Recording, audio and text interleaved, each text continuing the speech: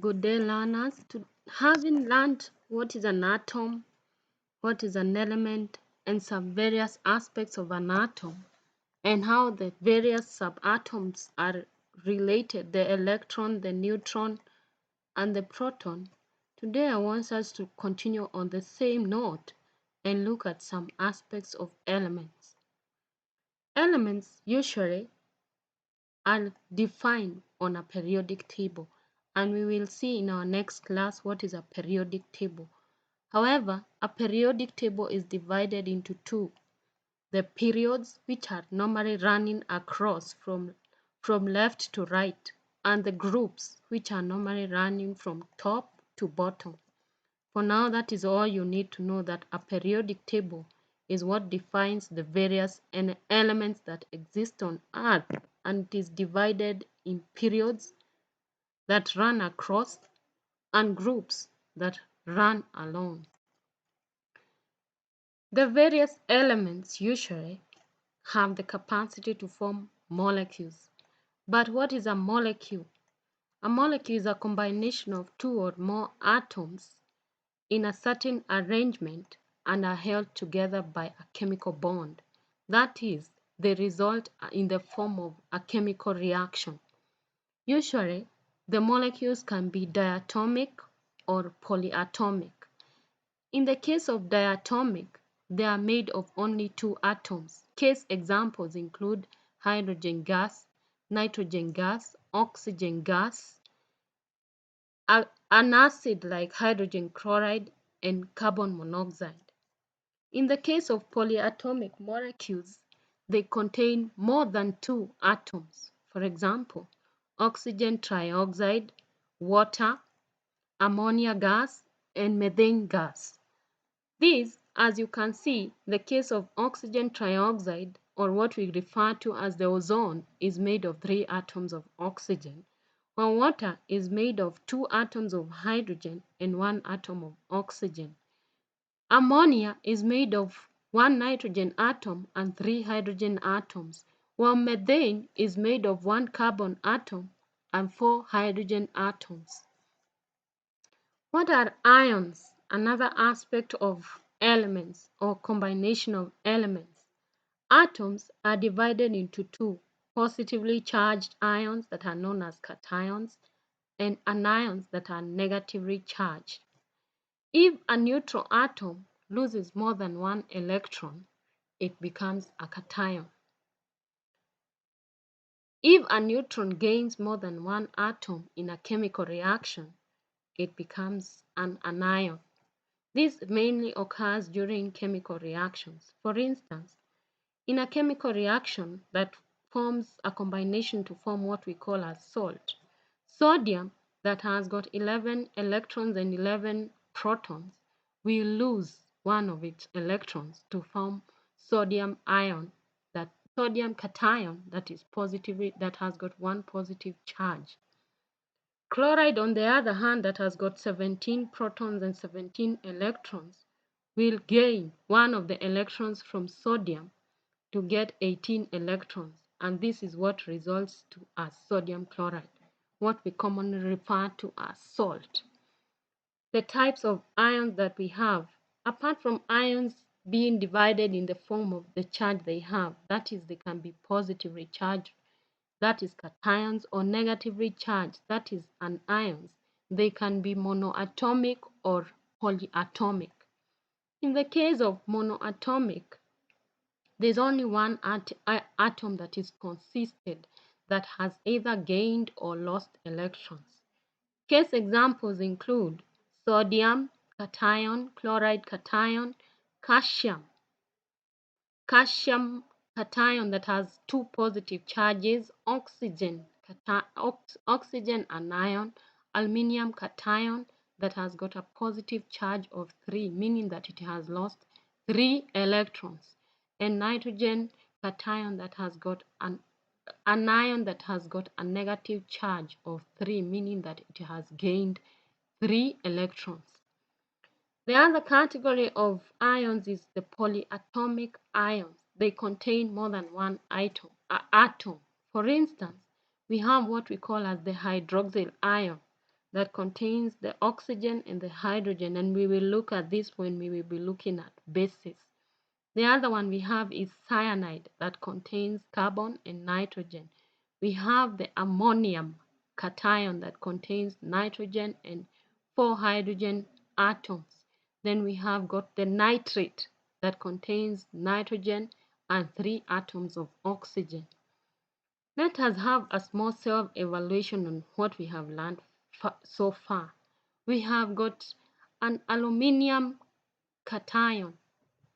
This aluminium cation has got a positive charge of 3.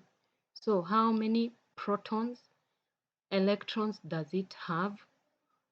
Look, from the basics we learned that this is the atomic number, the number of protons, and it is also equivalent to the number of electrons. So technically aluminium has got 13 protons.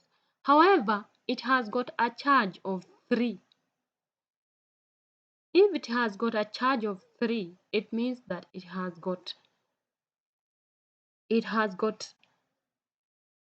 an atomic mass. It has got an atomic mass of 27, meaning that it has got how many electrons, how many neutrons? It has got 14 neutrons. But with a positive charge of 3, it means that it has already lost 3 electrons. So from the atomic mass, that is 13, we subtract 3 to get 10 electrons, meaning that an aluminium cation has got 10 electrons, 13 protons, and 14 neutrons. Let us look at another case of selenium that has got a negative charge of 2, meaning that it has gained 2 electrons. Let us look at what it has.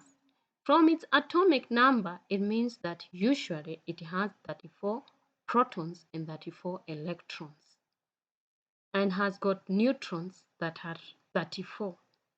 However, it is already said that with a negative charge of 2, it has gained 2 electrons already.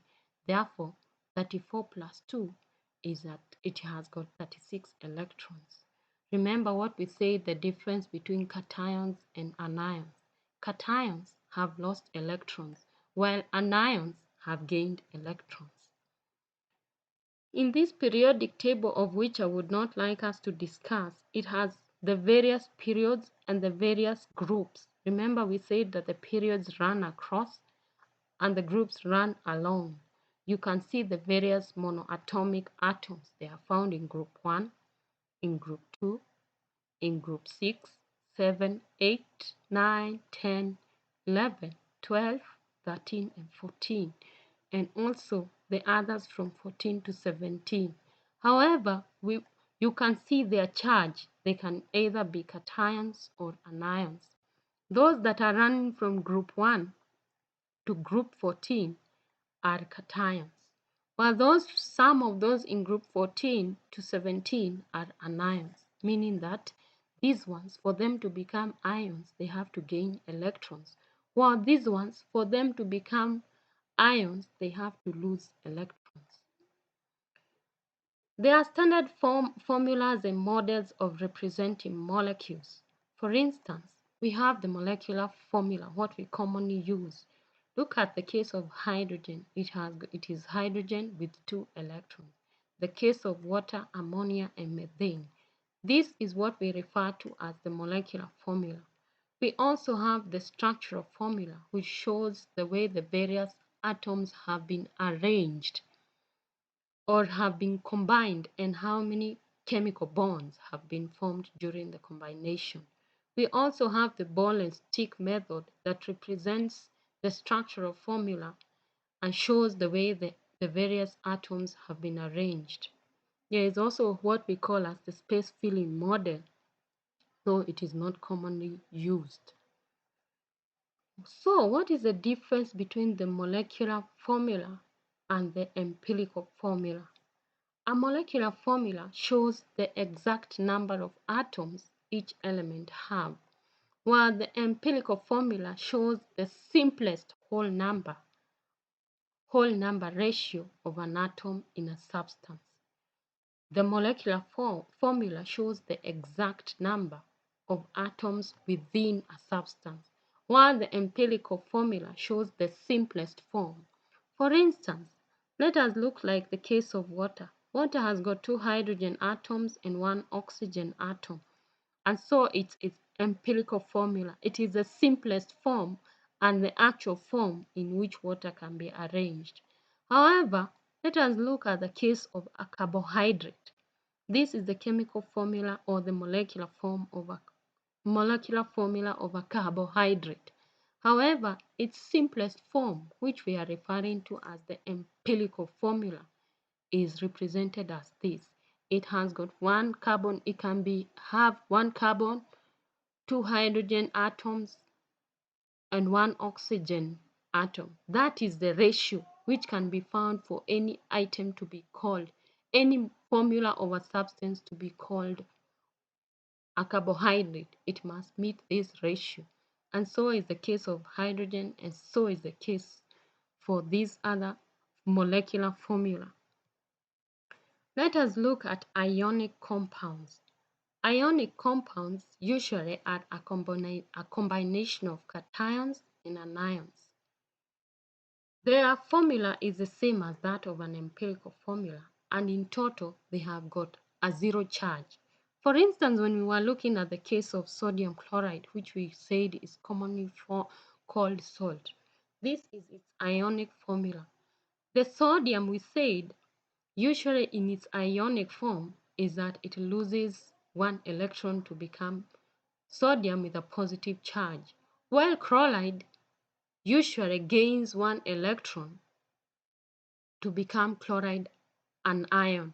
Therefore, the total charge of sodium chloride is that this is a positive charge and this is a negative charge, and they cancel one another, become 0. All ionic compounds have got a positive, an equivalent charge of 0. They have the same empirical formula and they are combined cations and anions. Examples, some of the examples include what we call as aluminium oxide. Aluminium oxide has got 2 aluminium cations and 3 oxygen anions. Aluminium has a charge of 3. This is 2 times 3 to get 6. Then oxygen has got a charge of 2 and there are 3. So 3 times 2 you get 6, and the 2 positive 6 and negative 6 cancel out one another. The same case for calcium bromide. Calcium has got a positive charge of 2 and it is only 1, so it is 1 times 2 to get a total of positive 2.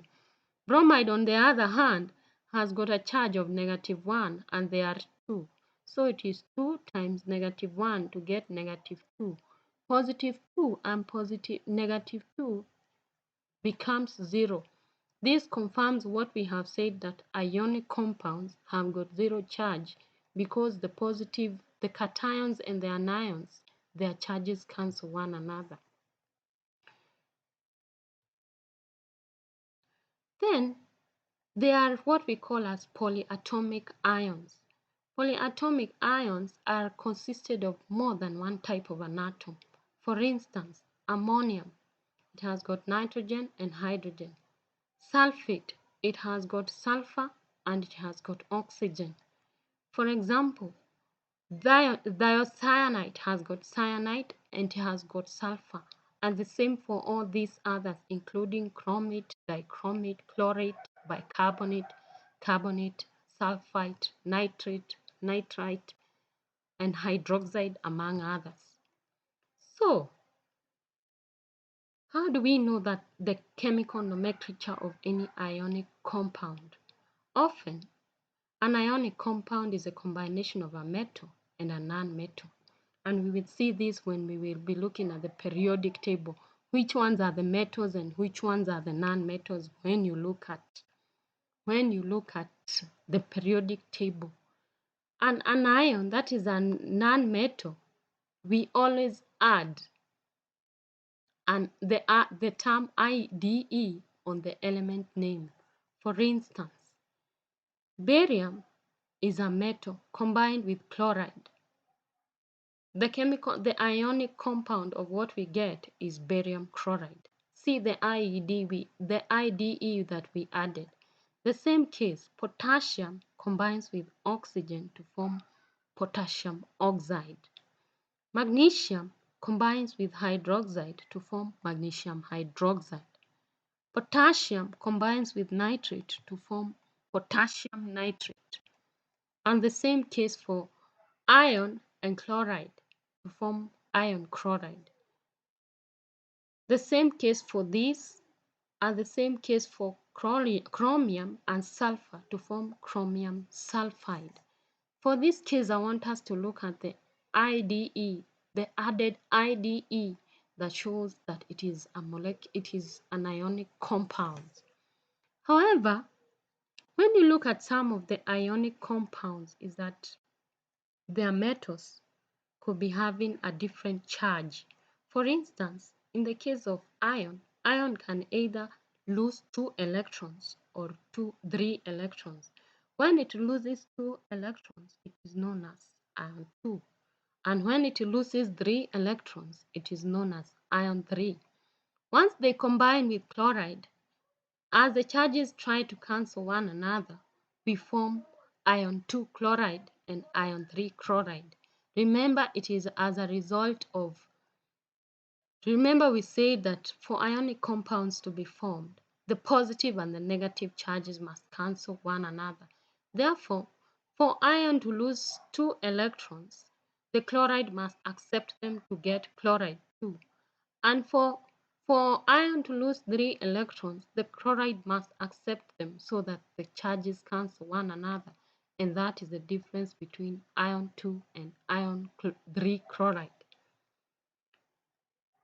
To look at more on the molecular compounds, there are some molecular compounds that can be formed as a result of nonmetals and metalloids. And we will see what are metalloids on the periodic table and what are some of their characteristics. The common molecular compounds we know are water, ammonia gas, methane, and what we refer to as carbon-60. Other molecular examples of molecular compounds include hydrogen iodide, nitrogen trifluoride, sulfur dioxide, dinitrogen tetrachloride, nitrogen dioxide, and dinitrogen monoxide. Let us look at another aspect of elements, what we call as acids. What are acids? They are substances that yield a positive charge, that is, a positive hydrogen charge when dissolved in water. For instance, when hydrogen chloride is dissolved in water, it forms what we call as hydrogen cations and chloride anions. By the virtue of forming hydrogen cations, it is an acid. However, in this formula, there are what we call as oxoacids. They are elements that contain hydrogen and oxygen from another element. For instance, let us look at the case of nitric acid. Nitric acid, once dissolved in water, forms hydrogen cations by virtue of being an acid. However, it also has the nitrate part that is negatively charged and contains oxygen. No wonder it is an oxoacid. The same case for carbonic acid. It has got two hydrogen cations and a carbonate. That is an anion and is a combination of carbon and oxygen. The same case for sulfuric acid that has got a hydrogen component and a sulfate. That is a combination of sulfur and oxygen. These are what we refer to as oxoacids. They contain hydrogen and oxygen. What is a base? A base can be defined as any substance that yields a hydroxide ion once dissolved in water. And as I mentioned earlier in this class, when you see a hydroxide ion, it refers to a base. And therefore, a base is the opposite of an acid.